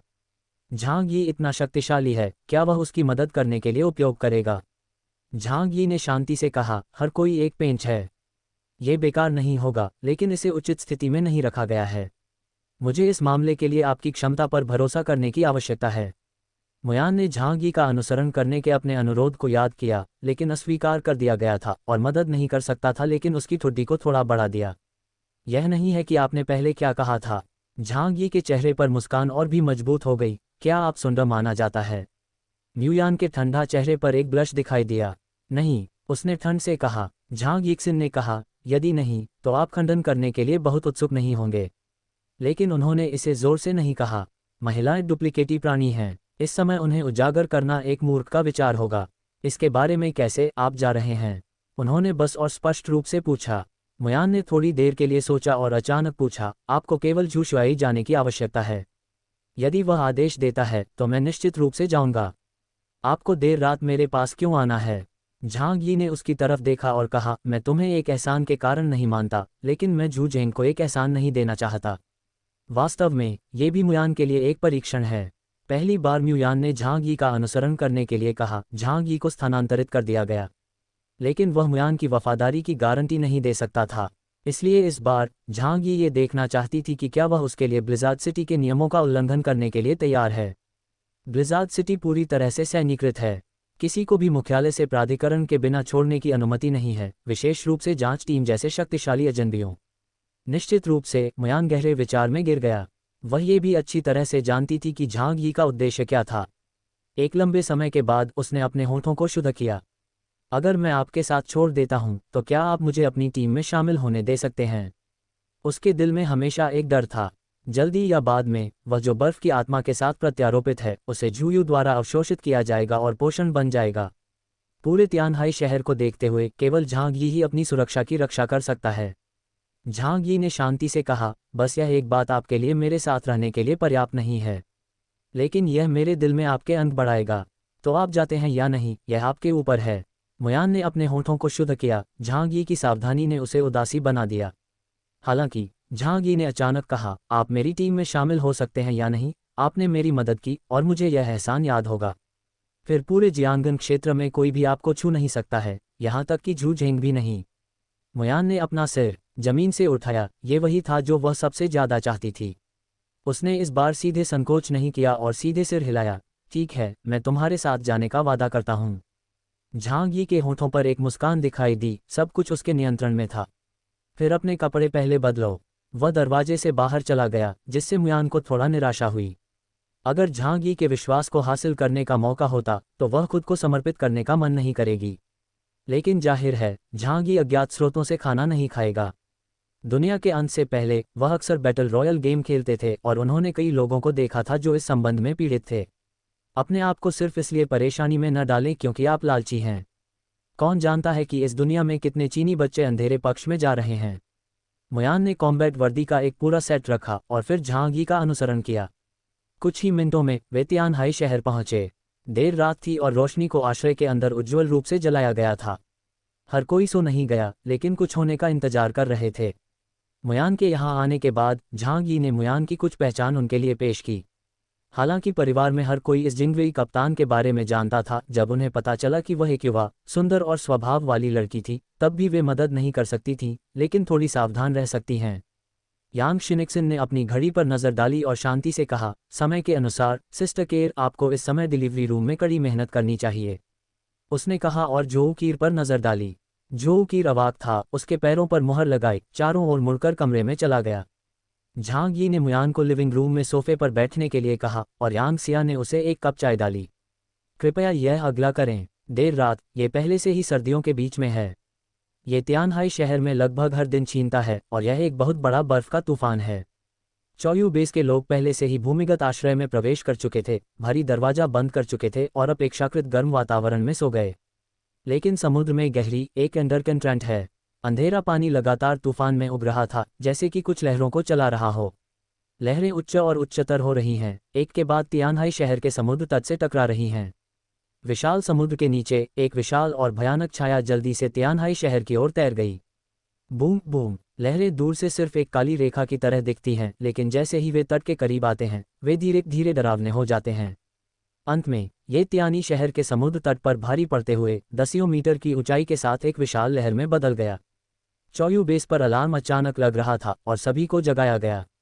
लू दहाई लुढ़क गया और उठ गया और उसके लोग रिपोर्ट करने आए, चीफ, सुनामी आ रही है। लू दहाई स्तब्ध था। 10 किलोमीटर से अधिक अपतटीय क्षेत्र जमे हुए हैं। ऐसी परिस्थितियों में सुनामी इतनी आसानी से कैसे आ सकती है? वह जोर से चिल्लाया, जल्दी, हर कोई अब इकट्ठा होता है। चोयू बेस बंदरगाह में भूमिगत स्थित है और इसका वाटरप्रूफिंग फंक्शन बहुत अच्छा है। यदि कोई दुर्घटना नहीं होती है तो ये सुनामी से प्रभावित नहीं होगा। लेकिन इस समय कोई भी अपना जीवन नहीं लेगा। लू दहाई ने खुद को यहाँ झांग यी को तुरंत स्थिति दी। झांग यी सोफे पर बैठे थे, खुद को ताज़ा करने के लिए कॉफ़ी पी रहे थे। लू दहाई की जानकारी सुनने के बाद उन्होंने खिड़की से बाहर देखा। दूर के समुद्र तट पर थंडर लुढ़क रहा था और गड़गड़ाहट एक तेज तलवार की तरह थी, लगातार नीचे गिर रही थी। पहाड़ों में कोई किनारा नहीं है, आकाश और पृथ्वी एकजुट हैं। सर्दियों की गड़गड़ाहट गर्मियों की बारिश और बर्फ को हिला देती है। यह अब सर्दी है, गड़गड़ाहट कैसे हो सकती है? झांग यी ने गर्म कॉफ़ी का एक घूंट लिया, उसकी आंखें सावधानी से चमक रही थीं। उसने अध्याय 1110 3 प्रधान ड्रैगन। लहरें तियानहाई शहर पर नीचे एक दीवार की तरह थीं। विशाल गहरे समुद्र में समुद्र के पानी को हिलाते हुए किसी तरह का भयानक अस्तित्व था। ये था कि इस भयानक सुनामी का कारण बना। इस सुनामी का पैमाना इतना बड़ा है कि यह तियानी शहर का आधा हिस्सा भी डूब सकता है। पूरे तियानहाई सिटी कोस्टलाइन को नष्ट कर दिया जाएगा। लहरों की विशाल दीवार में भयानक राक्षस ने अपनी स्कारलेट की आंखें खोलीं, छायादार। इसकी 6 आंखें 6 विशाल सर्चलाइट्स की तरह थीं और इसकी कई 100 मीटर की ऊंचाई एक टाइटन जानवर की तरह थी जो दुनिया को नष्ट करना चाहती थी, जिससे लोग थरथराते थे। झांग यी, मैं आज सब कुछ नष्ट कर दूंगा, यहाँ तक कि अगर मैं आपको नहीं मार सकता, चाहे आप अपने जीवन के लिए कितना भी कठिन क्यों न हो, आप अपने आसपास के सभी को नहीं बचा सकते, है ना? ये सब वह परिणाम है जिसके कारण आप मुझे इस तरह बनने के लिए योग्य हैं। समुद्र में विशाल जानवर दहाड़ गया। बूम, सुनामी तट पर धोया और तुरंत किनारे पर सब कुछ डूब गया। चोयू बेस ने एक आपातकालीन स्थिति में सभी हैच को बंद कर दिया। यद्यपि यह एक सावधानी से निर्मित डूम्सडे शेल्टर था, यह एक विशाल सुनामी का सामना कर सकता था। लेकिन इस विशाल लहर के प्रभाव के तहत आश्रय लगातार हिल रहा था, जिससे लोगों को एक भयानक एहसास हुआ कि यह किसी भी समय ढह जाएगा। लू दहाई पहले से ही पसीना बहा रहा था। इस तरह की शक्ति, भले ही वह एक अजनबी हो, आम लोगों से अलग नहीं है और इसका विरोध नहीं कर सकता है। हम केवल प्रार्थना कर सकते हैं कि झांग यी इस संकट को हल कर सके। गर्जन, सुनामी से एक विशाल और क्रूर काला राक्षस अचानक बाहर निकला, आकाश की ओर देख रहा था और गर्जना कर रहा था। सैकड़ों गड़गड़ाहट और बिजली आकाश में मारा, तियानी शहर में सभी दृश्य इमारतों को नष्ट कर दिया। सबसे ऊंचा मोती टॉवर बिजली के एक बोल्ट से मारा गया था, तुरंत उसकी गर्दन से अलग हो गया और इसके सिर के ऊपर पल दुर्घटनाग्रस्त हो गया। राक्षस की खूनी आंखें दूरी में देखती थीं, लुजियांग नदी के बगल में आश्रय में, जो उनका अंतिम लक्ष्य था। झांग यी, राक्षस गर्जना कर गया और भयानक दबाव उस दिशा में चला गया। समुद्र का पानी वापस लुढ़क गया और उस दिशा में आक्रमण किया। राक्षस के पीछे 1 दर्जन से अधिक युद्धपोत अचानक राक्षस के बाद दिखाई दिए। जहाज पर हजारों समुद्री डाकू इकट्ठा हुए, बर्फ के तूफान के बीच में हथियार पकड़े हुए और उत्साह के साथ चिल्लाते हुए। लहरों के अंत में एक आकृति अचानक पतली हवा से बाहर दिखाई दी। झांग यी की आंखों को शांति से हवा में निलंबित कर दिया गया था। उसके सामने दसियों मीटर ऊंचे लहरों की तुलना में उसका आंकड़ा इतना छोटा था, लेकिन भयानक लहर का सामना करते हुए उसने बस अपना हाथ उठाया और हजारों विशाल आयामी द्वार सीधे लहर के सामने खड़े थे। टकरा जाना, एक अदृश्य दरवाजे ने समुद्र के पानी को पूरी तरह से अवशोषित कर लिया, जिससे उन्हें लुजियांग नदी की ओर भागने का कोई मौका नहीं मिला। आश्रय में मेढक ने स्वर्ग की भयानक शक्ति को महसूस किया और दूरी में अपना आंकड़ा दिखाते हुए विशाल राक्षस को चौड़ा आंखों को देखा। नीम हकीम, उन्होंने अपना रिकॉर्डर निकाला और हवा और गड़गड़ाहट के बीच संगीत बजाया और बड़ी बिल्ली ने अपनी बांसुरी भी निकाली और उनके साथ खेला। हवा, गड़गड़ाहट और संगीत वाद्ययंत्रों की आवाज़ एक दिल सरगर्मी सिम्फनी में जुड़ी हुई है। जो की फर्श से छत तक की खिड़की के सामने खड़ा था और शांति से कहा, हर कोई कृपया आज इस घर की रक्षा करें। उसके पीछे शरण में हर कोई गंभीर भावों के साथ खड़ा था और फिर सख्ती से सिर हिलाया। वे इस दिन के लिए तैयार किए गए थे, लेकिन जब उन्होंने भयानक सुनामी को देखा जो एक डूम्सडे आपदा की तरह था, तो हर कोई मदद नहीं कर सकता था लेकिन उत्साहित महसूस करता था। जल्द ही हर कोई अपने पदों पर आया और काम करने के लिए तैयार हो गया। चाचा आप और लुकेरान दूसरी मंजिल पर एक नियंत्रण कक्ष में आए और रक्षात्मक हथियारों को संचालित करने के लिए तैयार करना शुरू कर दिया, जो लुकेरान ने तैयारी में बहुत समय बिताया। आकाश के ऊपर अंधेरी रात के नीचे झांग यी ने दूर से अंधेरे समुद्र में राक्षस को देखा। उनकी आवाज को बैटल सूट के लाउडस्पीकर के माध्यम से ले जाया गया। लंबे समय तक नहीं, ड्रैगन किंग, मुझे उम्मीद नहीं थी कि आप जीवित होंगे। यहाँ दिखाई देने वाला राक्षस कोई और नहीं था, ये स्वर्गीय ड्रैगन किंग था, जिसे स्टार द्वीप पर झांग यी द्वारा धोखा दिया गया था और लगभग खोई हुई आत्मा द्वारा मार दिया गया था। झांग यी ने एक बार सोचा था कि वह मर चुका है। एक समुद्री डाकू नेता के रूप में उन्होंने अपनी क्षमताओं को कम कर दिया और वास्तव में भगवान के स्रोत के लिए कई प्रमुख बलों के साथ प्रतिस्पर्धा करने की कोशिश की। इसे बहादुर नहीं कहा जा सकता। झांग यी के दृष्टिकोण से इसे केवल मौत की मांग के रूप में माना जा सकता है। बाद में स्टार आइलैंड ने कई एप्सिलन्स के बीच एक लड़ाई का अनुभव किया और कुछ प्राणी के नीचे से ही दिखाई दिए। झांग यी ने महसूस किया कि द्वीप पर जीवों के लिए उस समय जीवित रहना असंभव था। क्या अधिक है, स्वर्गीय ड्रैगन किंग खोई हुई आत्मा से गंभीर रूप से घायल हो गया है, लेकिन अप्रत्याशित रूप से वह मर नहीं गया और झांग यी से बदला लेने के लिए वापस आया। इसके अलावा इस समय स्वर्गीय ड्रैगन किंग पहले की तुलना में कहीं अधिक शक्तिशाली है और यहाँ तक कि भयानक भी कहा जा सकता है। सुनामी को प्रेरित करने की उनकी क्षमता को देखते हुए वर्तमान तियानलॉन राजा को इप्सिलन के दायरे में पदोन्नत किया गया है। उसने ये कैसे किया? क्या ये हो सकता है कि उसने स्टार द्वीप के तहत भगवान का स्रोत प्राप्त किया जो मुझे पता नहीं था? इप्सिलन कब एक गड़बड़ बनने लगी? झांग यी ने अपने दिल में ऐसी भावना महसूस की। आज के तियानलॉन किंग ने अपनी उपस्थिति को पूरी तरह से बदल दिया है। उसका आकार पहले की तुलना में बड़ा है और वह अब एक हीरे बख्तरबंद ड्रैगन के रूप में नहीं है। इसके बजाय ये 3 सिर के साथ एक अजीब विशाल ड्रैगन में बदल गया, इसके शरीर पर काले धुएं को बाहर निकाल दिया। इस तरह की आभा झांग यी के लिए बहुत परिचित थी और ये लगभग बिल्कुल वैसा ही था जैसा कि काले बख्तरबंद राक्षस में दिखाई दिया था। जब तियानलॉन राजा ने झांग यी को देखा तो तीनों सिरों की आंखें और भी अधिक रक्त लाल हो गईं। झांग यी, वह गर्जना करता है, उसकी आवाज़ नफरत से भरी हुई है। वह कल्पना नहीं कर सकता था कि वह किसी से नफरत कैसे कर सकता है ताकि इतना गुस्सा हो सके। झांग यी इसे समझ सकते हैं। आखिरकार पूरे तियानलॉन पायरेट समूह को उसके हाथों में नष्ट कर दिया गया। उसने कैन्यूट और नीरो को मार डाला और स्टार आइलैंड पर ड्रैगन किंग को धोखा दिया, उसे लगभग मार दिया। ये घृणा अपरिवर्तनीय है। ड्रैगन किंग, आप अब इप्सिलन क्षेत्र में एक अजनबी हैं। आपके द्वारा खोई गई हर चीज़ को फिर से हासिल किया जा सकता है। आप तियानलॉन पायरेट्स को फिर से तैयार कर सकते हैं, उनकी पिछली महिमा को बहाल कर सकते हैं और यहाँ तक कि पहले की तुलना में अधिक समृद्ध हो सकते हैं। मेरे लिए लड़ने के लिए यहाँ क्यों आओ? चलो बात करते हैं, ठीक है? झांग यी एक इप्सिलन के साथ मौत से लड़ना नहीं चाहता था। यद्यपि उन्होंने तियानलॉन किंग की ताकत का आंका है और तैयारी की है, वह किसी भी खतरनाक चीज़ों से बचने की उम्मीद करता है। लेकिन ड्रैगन किंग ने इसकी सराहना नहीं की। चुप रहो, ये बर्बाद हो गया है। मैं आपके द्वारा पूरी तरह से बर्बाद हो गया हूँ। यह आप है जिसने मुझे बनाया है जो मैं अब हूँ। मैं वापस नहीं जा सकता और मैं कुछ भी वापस नहीं जा सकता। यहाँ वापस आने का मेरा एकमात्र उद्देश्य आपको मेरे साथ नरक में खींचने के लिए है। झांग यी ने भड़काया। उन्होंने तियानलॉन किंग के शब्दों का अर्थ नहीं समझा। नष्ट किया हुआ? क्या ड्रैगन किंग के लिए इप्सिलन एक अच्छी बात नहीं है? उसके स्वर में खुशी का कोई निशान क्यों नहीं हो सकता है, लेकिन इसके बजाय विनाश की हताशा से भर गया था। ऐसा लगता है कि स्टार द्वीप पर जीवित रहने के लिए स्वर्गीय ड्रैगन किंग की क्षमता के पीछे कुछ प्रमुख रहस्य छिपाए जाने चाहिए। लेकिन अब केवल उसे हल करके पहले हम धीरे धीरे उन समस्याओं पर फिर से विचार कर सकते हैं। अध्याय 1111 एक व्यक्ति, एक शहर। स्वर्गीय ड्रैगन किंग के 3 सिर क्रैजली, उसकी आवाज़ भरी दुख, गुस्से और दर्द से भरे हुए थे। कोई नहीं जानता था कि वह क्या कर चुका था। यही कारण है कि वह झांग यी से इतनी नफरत करता था कि उसने झांग यी के खिलाफ अपनी जान जोखिम में डाल दी। स्वर्गीय ड्रैगन किंग के पहले सिर ने जमीन की ओर एक सदमे की लहर का छिड़काव किया।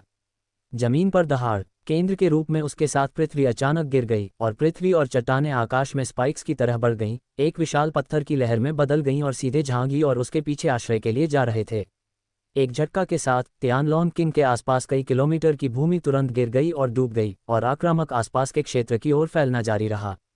यदि आश्रय मारा जाता है तो भूमिगत पृथ्वी और चट्टान की परतें ध्वस्त हो जाएंगी और कोई फर्क नहीं पड़ता कि रक्षा कितनी मजबूत है, इसे पृथ्वी और चट्टान के नीचे दफन किया जाएगा। हालांकि इस कदम के साथ झांग यी का आयामी गेट बचाव करने में असमर्थ था। झांग यी की आंखें ठंडी हो गईं। चून की बातचीत विफल रही, चलो लड़ते हैं। उसने अपने दाहिने हाथ से क्षैतिज तलवार को बाहर निकाला और उसके चारों ओर लिपटे अंधेरे शून्य की शक्ति इसे एक लंबी और संकीर्ण तलवार में बदल दिया। मेरी क्षमता को निरपेक्ष रक्षा कहा जाता है। इप्सिलन के दायरे में ये कहा जाता है कि एक व्यक्ति एक शहर को नष्ट कर सकता है, और मैं अपने द्वारा एक शहर का बचाव भी कर सकता हूँ। मेरे साथ कोई भी तियानहाई शहर को नष्ट नहीं कर सकता है। झांग यी ने अपने चाकू के साथ कटौती की और ब्लैक नाइफ लाइट ने तियानहाई शहर में पूर्व से पश्चिम तक 10 किलोमीटर से अधिक लंबी एक बड़ी दरार खोली। बूम! पृथ्वी खुली हुई थी और दो हिस्सों में विभाजित थी, एक दरार घाटी का खुलासा लगभग 1000 मीटर गहरी। स्वर्गीय ड्रैगन किंग की गड़गड़ाहट अचानक रुक गई जब ये यहाँ पहुंचा, और बड़ी मात्रा में पृथ्वी और चट्टानें दरार घाटी में लुढ़क गईं, जो आगे फैलने में असमर्थ थे। इस समय स्वर्गीय ड्रैगन किंग के दूसरे प्रमुख ने भी एक हमला किया। ज्वार भाटा। दुनिया भर में एक ड्रैगन गर्जना फिर से तैयार हो गई और अब तटीय बर्फ उसके पीछे कुचल दी गई। तियानहाई शहर में पहुंचने वाला अंतहीन ज्वार इस तरह से बढ़ गया जैसे कि वह उबल रहा हो। समुद्र का पानी गुलाब एक पल में सैकड़ों मीटर की ऊंचाई तक पहुंच गया, यहाँ तक कि स्वर्गीय ड्रैगन किंग की ऊंचाई के करीब।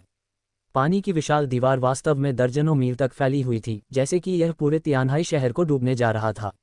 एनिहिलेशन। बूम! तू झांग यी के आश्रय की ओर भागते हुए बड़ी मात्रा में समुद्री जल आगे बढ़ा। झांग यी ने अपनी बाहें फैला दीं। सेन लुओ वानजियान। 3000 दुनिया। एक्सिशन जिले में अदृश्य आयामी दरवाजे पूरी तरह से खोले गए हैं। दो क्षेत्रों के बीच मूल पृथक्करण केवल झांग यी के शरीर की रक्षा कर सकता है, लेकिन आज वह दुनिया की रक्षा कर सकता है। इप्सिलन क्षेत्र तक पहुंचने के बाद उनके विदेशी स्थान ने भी अपने क्षेत्र का विस्तार किया और बड़े पैमाने पर समुद्री पानी को अवशोषित कर सकता है। समुद्र के पानी को अलग अलग स्थान पर डालने के बाद इसे भरने की कोई प्रवृत्ति नहीं थी और उसमें डूबना जारी रखा। भौतिक स्तर पर हमले मेरे लिए बहुत मायने नहीं रखते, झांग यी ने हल्के से कहा। स्वर्गीय ड्रैगन किंग ने कहा, अरे, चालाक और शातिरता का एक संकेत उसकी आंखों में चमक गया। ये कदम इतना आसान नहीं है। लहरों के पीछे 1 दर्जन से अधिक युद्धपोत और हजारों समुद्री डाकू तियानहाई शहर में चले गए, मौत के लिए चिल्ला रहे थे। युद्धपोत की मुख्य बंदूक आश्रय के उद्देश्य से थी और इसे अंधाधुंध रूप से बमबारी करना शुरू कर दिया। दहाड़ जोर से था। इस समय झांग यी को स्वर्गीय ड्रैगन किंग को ब्लॉक करना था, यहाँ तक कि अगर उसने दर्जनों बिखरे हुए युद्धपोतों से निपटने के लिए कोई ऊर्जा खर्च की तो वह स्वर्गीय ड्रैगन किंग के लिए एक अंतर छोड़ देगा। मैंने कहा, मैं आपको नहीं मार सकता, लेकिन मैं आपके पास जो कुछ भी है उसे नष्ट कर सकता हूँ। ड्रैगन किंग ने गुस्से में दहाड़ दिया। आप बहुत सरल रूप से सोचते हैं। तियानहाई शहर मेरे अलावा सभी का चरा नहीं है, झांग यी ने हल्के से कहा। आश्रय में एक जानवर की गर्जना बाहर हो गई। एक विशाल काले जानवर ने अपने पंखों को कंपन किया और आकाश में बढ़ गया। ये हवा में बढ़ गया और जल्द ही दर्जनों मीटर का आकार बन गया।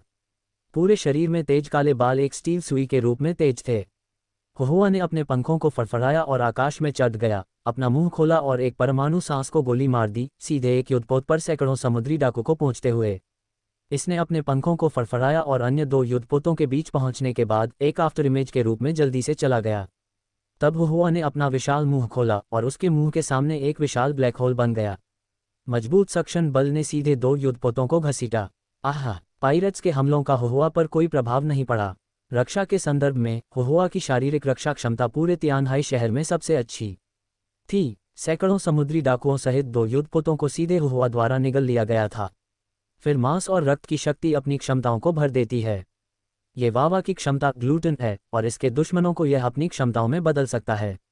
इस दृष्टिकोण से जब तक ये दुश्मनों को मारता रह सकता है तब तक ये कभी भी थका हुआ महसूस नहीं करेगा। ऐसा जानवर की शक्ति है। स्वर्गीय ड्रैगन किंग के 3 सिर ने अपने दांतों को जकड़ लिया, उनके मुंह से गर्म हवा की लहरों को थूक दिया और ड्रैगन की लार उनके मुंह के कोनों से बह गई। उन्हें उम्मीद नहीं थी कि झांग यी के पास इस तरह की बैकअप योजना होगी। तो क्या, यहाँ तक कि अगर मैं आज मर जाऊं तो मैं तुम्हें अपने साथ नरक में खींच लूंगा। मैं तुम्हारे साथ एक साथ मर जाऊंगा। 3 सिर वाले ड्रैगन ने दहाड़ दिया और झांग यी की ओर आरोप लगाया। तीसरा सिर दहाड़ गया, गड़गड़ाहट आकाश में मैन्युअल रूप से गर्जना की और एक भयावह दृश्य दिखाई दिया। आकाश में थंडरबोल्ट्स गोलाकार बिजली में बदल गए, बारिश की तरह झांग यी की ओर गिरते हुए। हर एक बहुत ही आश्चर्यजनक शक्ति ले गया और स्वर्गीय ड्रैगन किंग का शरीर एक भयानक शक्ति के साथ उसकी ओर बढ़ा जो सब कुछ नष्ट कर सकता था। स्वर्गीय ड्रैगन किंग बेहद उच्च क्षमता वाला नायक है। चाहे हाथापाई की लड़ाई या लंबी दूरी की लड़ाई में उसके पास बेहद शक्तिशाली क्षमताएं हैं। यह अफसोस की बात है कि वह किसी भी बड़ी ताकत से संबंधित नहीं है और उसके पास झांग यी के रूप में ऐसा सौभाग्य नहीं है। अन्यथा उनकी उपलब्धियां झांग यी से ज़्यादा खराब नहीं हो सकती हैं। लेकिन जीवन इस तरह है और भाग्य भी ताकत का हिस्सा है। सब कुछ इसके रास्ते का अनुसरण करता है। सेन लुओ वानजियान। झांग यी ने ड्रैगन किंग के चेहरे पर भरोसा करने की हिम्मत नहीं की। हालांकि उनकी रक्षा बेहद शक्तिशाली थी, इस समय वह पहले की तरह आत्मविश्वास से नहीं हो सकते थे, क्योंकि स्वर्गीय ड्रैगन किंग वास्तव में उसके लिए लड़ने के लिए आया था। इसके अलावा यह आदमी एक पूर्ण दुष्ट है। यदि वह झांग यी को नहीं मार सकता है तो वह घर को नष्ट कर देगा। झांग यी उसके पीछे बचाता है। एक ओर आयामी गेट को विशाल सुनामी का विरोध करना पड़ता है और दूसरी ओर इसे गेंद की बिजली का विरोध भी करना पड़ता है जो आकाश में गिरता रहता है। और सामने से 3 सिर वाले ड्रैगन सीधे टकरा गए। झांग यी की दाहिनी आंख में शून्य विकृत होने लगा। सीधे उसके सामने 3 सिर वाले ड्रैगन का सामना करते हुए उसने मध्यम सीमा तक अपने सबसे शक्तिशाली हत्या के कदम को कम कर दिया। दिव्य विनाश। मूल जगह में सब कुछ एक क्रम्पल चीर की तरह था और अविनाशी शरीर स्वर्गीय ड्रैगन किंग को भी महान प्रतिरोध का सामना करना पड़ा और हजारों मीटर दूर हिंसक रूप से उड़ा दिया गया। अंत में प्लॉप और समुद्र में गिर गया। झांग यी को अभी इस सब से निपटने में कठिन समय आ रहा है। झांग यी मदद नहीं कर सकता, लेकिन थोड़ा भयभीत महसूस कर सकता है। अगर मैंने कीट मास्टर को नहीं पकड़ा होता तो उससे कुछ जानकारी मिली और आज की स्थिति को बाहर कर दिया। झांग यी भी कल्पना नहीं कर सकता है कि ड्रैगन किंग के हमले के क्या परिणाम होंगे, लेकिन सौभाग्य से वह अच्छी तरह से तैयार था। आश्रय में लू केरान और चाचा आपने मशीन को एक साथ नियंत्रित किया। झांग यी के निर्देशों के बाद उन्होंने इस अवसर को जब्त कर लिया। डिंग। लुकेरान ने एक गहरी सांस ली और बटन को अपने हाथ में दबाया। आश्रय की दूसरी मंजिल पर एक कमरे के ऊपर अचानक दोनों पक्षों के लिए खुल गया और फिर एक चांदी की बैरल 10 मीटर से अधिक लंबे समय से बाहर निकली। इसने स्वर्गीय ड्रैगन किंग को मध्य हवा में लक्षित किया और अचानक एक पृथ्वी बिखरने वाली गर्जना को बाहर कर दिया और फिर हिंसक रूप से एक सफेद प्रकाश को बाहर निकाला जो आकाश में प्रवेश करता था।